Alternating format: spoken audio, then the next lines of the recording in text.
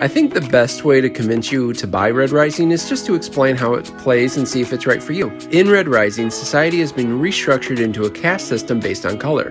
When you're born, whatever color you're in dictates your place in society, with gold at the top and red at the bottom. Red Rising is a hand management game based on fantasy realms.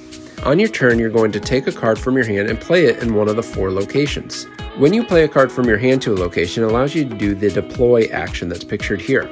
In this case, Ragnar allows us to banish the top card from another location, and if it's a gold or gray, we get to add an influence cube to the institute. In this case, I'm going to banish Aja. Since she is a gold, I will be allowed to add the influence cube to the institute. After you deploy a card, you can then pick up a card from any of the locations and do the bonus that's at that location. Let's say I take this brown card from Luna. I will then get to do the Luna bonus. The bonuses are pretty simple. If I take the card from Jupiter, I get to go 1 up on the fleet track. If I take one from Mars, I get a helium, which are these red gems in the middle. If I take one from the Institute, I add an influence cube to the Institute. And when I take from Luna, I get the Sovereign token, which is worth 10 points at the end of the game, but more importantly, it also triggers my special ability. In this case, I'm playing Minerva, which allows me to roll the Rising die, and I get the bonus that's on the face of the die. There are 6 different powers in the base game. That all work slightly different, but they're all triggered with the Sovereign token.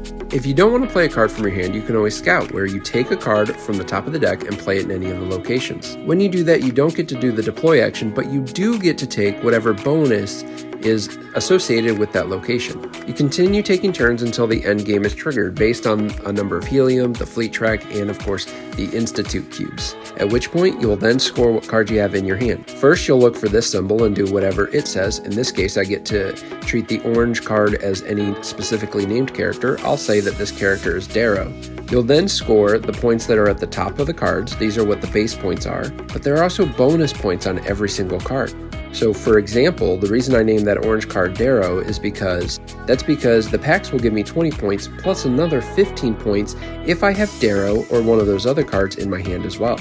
By naming that orange card Darrow, this card becomes worth 35 points. You have to be careful. Some cards have penalties. For instance, if any of these cards are in my hand, I will lose 25 points. In this case, I have a blue, so that doesn't happen. After you score all the cards in your hand, you're then going to get 3 points for every helium. You get whatever points you are on the fleet track, and you get points based on your influence cubes at the Institute, whether you have the first, second, or third most cubes there. Sovereign token's worth 10 points, and that's how the game's played. It's very quick, it's very easy, and if you're a fan of the books, you really enjoy the artwork and the characters and how they work together. But a lot of people like the game even if you haven't read the books, and that's how you play Red Rising.